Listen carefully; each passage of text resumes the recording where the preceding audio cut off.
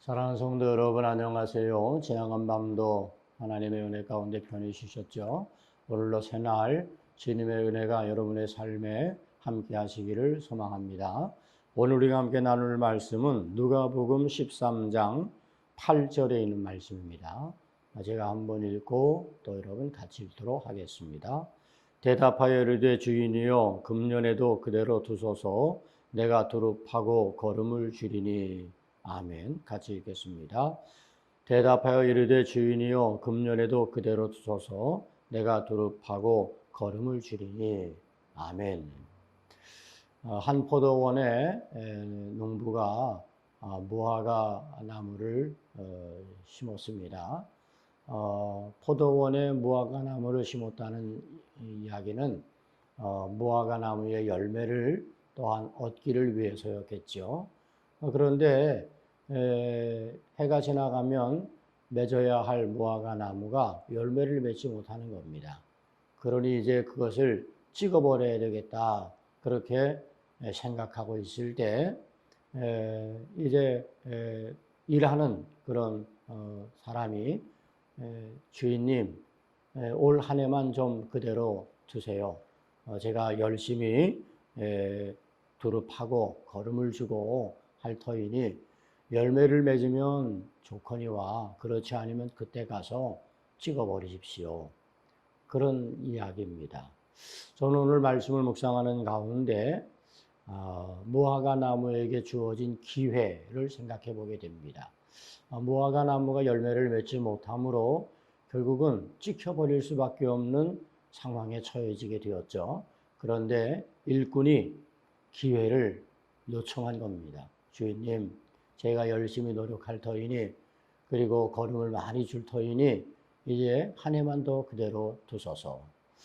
어쩌면 우리들에게 주어지는 그런 기회가 아닐까 생각해 봅니다. 우리가 믿음의 삶을 살아갈 때 하나님이 우리를 구원하시고 하나님의 집에 심으신 그런 무화과 나무가 되었는데 오늘 우리가 열매를 맺어야 함에도 열매를 맺지 못한다고 한다면 찍혀버릴 수밖에 없는 거죠. 여전히 열매를 맺지 못하는 무화과 나무 같은 모습으로 살아가는 오늘 우리들의 모습 아닐까요? 이제 주님께서 한 번 더 기회를 달라고 하나님께 요청하는 겁니다. 그래서 열심히 내가 이제 두루 파고 그리고 걸음을 주어서 열매를 맺게 해보겠다는 거죠. 그때 가서도 열매를 맺지 못한다고 한다면 그때 찍어버리세요. 여러분, 기회라고 하는 것, 이거는 앞에 가는 겁니다. 그것을 이제 꼭 붙잡아야 되는 거죠. 기회가 지나가 버리고 나면 그 다음에는 소용이 없는 거죠. 하나님께서 어쩌면 우리들에게 영적 회복의 기회를 다시 주시는 것인 줄 모릅니다.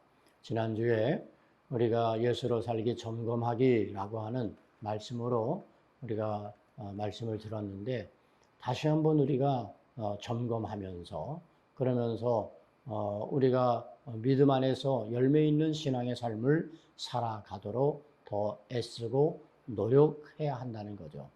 지금 하나님의 은혜 가운데 우리에게 주어진 기회, 이 기회를 우리가 만일 놓치고 만다면 결국 우리도 찍혀버리는 그런 비참한 결과를 초래할 수밖에 없게 되는 것 아니겠어요?